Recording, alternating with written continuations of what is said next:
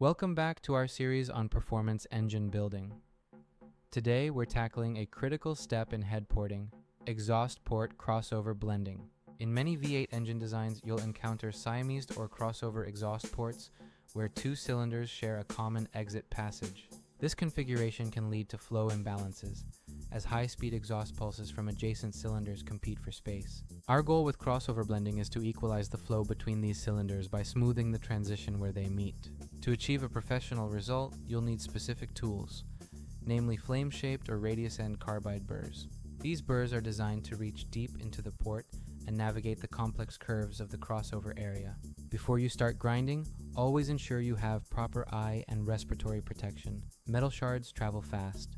Begin by identifying the sharp edges and casting flash where the two port paths converge into the common outlet.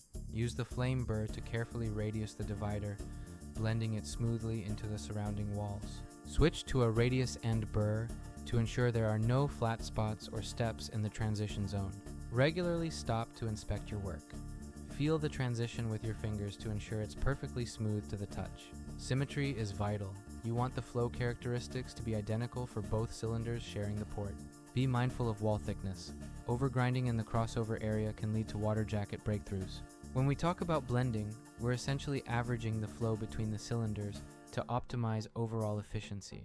A well-blended crossover allows the kinetic energy of one pulse to help scavenge the following one. This improved scavenging can result in significant gains in mid-range torque and high RPM power. Once the shape is correct, follow up with a cartridge roll to remove any burr marks and leave a consistent finish. The final surface doesn't need to be a mirror polish, but it must be free of any flow-disrupting irregularities. Apply this same technique to every crossover port on the head to ensure engine-wide consistency.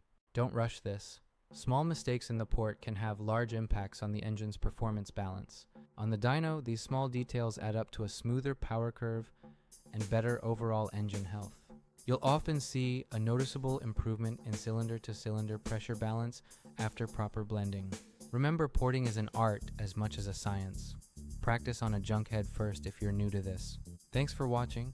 Subscribe for more deep dives into cylinder head modification and engine theory.